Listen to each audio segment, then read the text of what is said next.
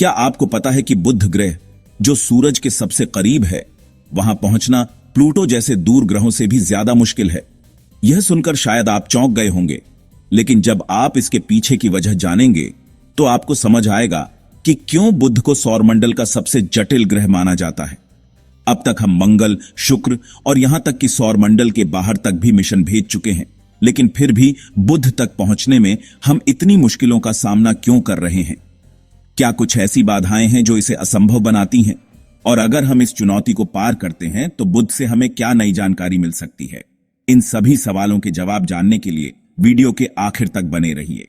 बुध हमारे सौरमंडल का सबसे छोटा ग्रह है और यह सूरज के इतने करीब है कि यहां का तापमान आपको चौंका सकता है।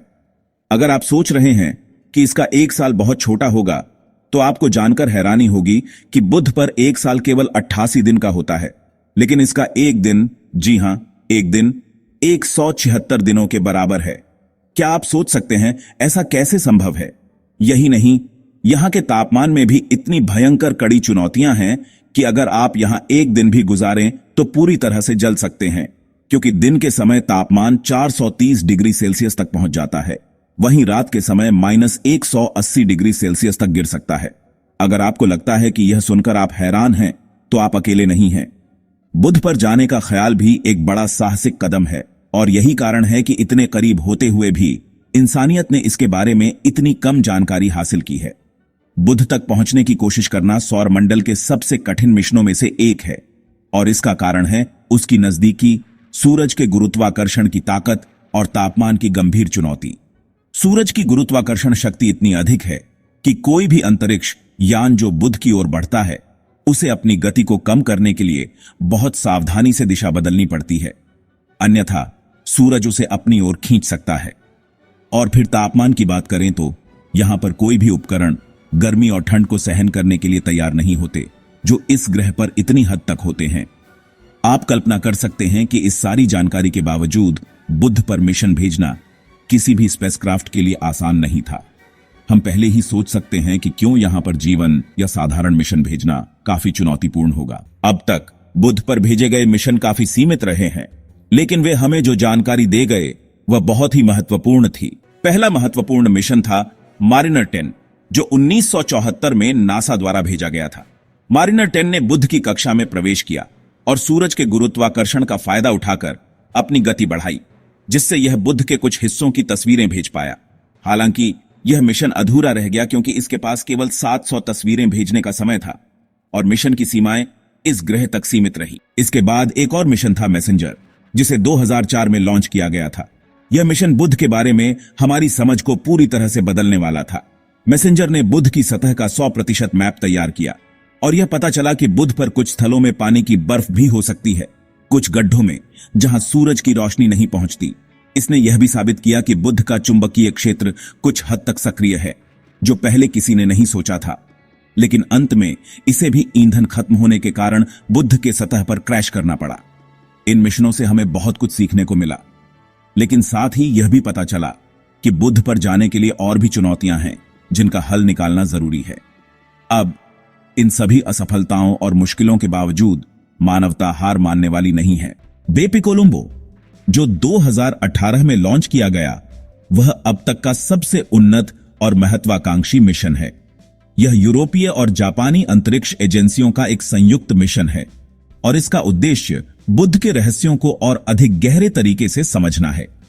इस मिशन में एक खास तकनीक का इस्तेमाल किया गया है जिसका नाम है इटालियन स्प्रिंग एक्सेलेरोमीटर, ISA। यह उपकरण बुध के गुरुत्वाकर्षण क्षेत्र में घेरने वाली स्पेस टाइम की वक्रता को मापेगा, जिससे हम आइंस्टीन के सापेक्षता के सिद्धांत का सटीक परीक्षण कर सकेंगे।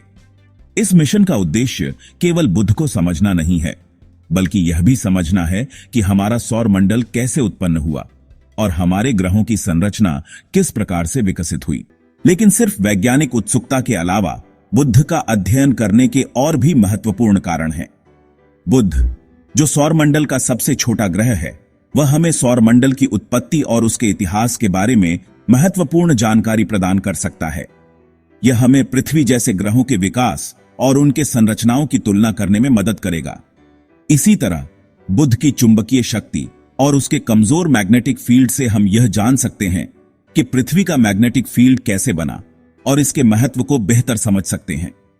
इसी तरह हम एक बार फिर से इस चुनौतीपूर्ण यात्रा पर निकलने को तैयार हैं और बेपी-कोलंबो मिशन हमें नई उम्मीदें और जानकारी दे सकता है। इसके बाद एक और मिशन था मैसेंजर, जिसे 2004 में लॉन्च किया गया था। यह मिशन बुध के बारे में हमारी समझ को पूरी तरह से बदलने वाला था। मैसेंजर ने बुध की सतह का 100% मैप तैयार किया और यह पता चला कि बुध पर कुछ स्थलों में पानी की बर्फ भी हो सकती है, कुछ गड्ढों में जहां सूरज की रोशनी नहीं पहुंचती। इसने यह भी साबित किया कि बुध का चुंबकीय क्षेत्र कुछ हद तक सक्रिय है, जो पहले किसी ने नहीं सोचा था। लेकिन अंत में इसे भी ईंधन खत्म होने के कारण बुध के सतह पर क्रैश करना पड़ा। इन मिशनों से हमें बहुत कुछ सीखने को मिला, लेकिन साथ ही यह भी पता चला कि बुध पर जाने के लिए और भी चुनौतियां हैं जिनका हल निकालना जरूरी है। अब इन सभी असफलताओं और मुश्किलों के बावजूद मानवता हार मानने वाली नहीं है। बेपी-कोलंबो जो 2018 में लॉन्च किया गया, वह अब तक का सबसे उन्नत और महत्वाकांक्षी मिशन है। यह यूरोपीय और जापानी अंतरिक्ष एजेंसियों का एक संयुक्त मिशन है और इसका उद्देश्य बुध के रहस्यों को और अधिक गहरे तरीके से समझना है। इस मिशन में एक खास तकनीक का इस्तेमाल किया गया है जिसका नाम है इटालियन स्प्रिंग एक्सेलेरोमीटर ISA। यह उपकरण बुध के गुरुत्वाकर्षण क्षेत्र में घेरने वाली स्पेस टाइम की वक्रता को मापेगा, जिससे हम आइंस्टीन के सापेक्षता के सिद्धांत का सटीक परीक्षण कर सकेंगे।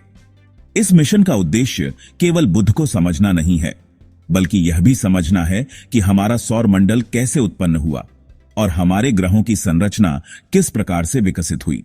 बुध पर भेजे गए मिशन हमें यह याद दिलाते हैं कि हम जितनी चुनौतियों का सामना करते हैं, उतनी ही बड़ी प्रगति हम प्राप्त करते हैं।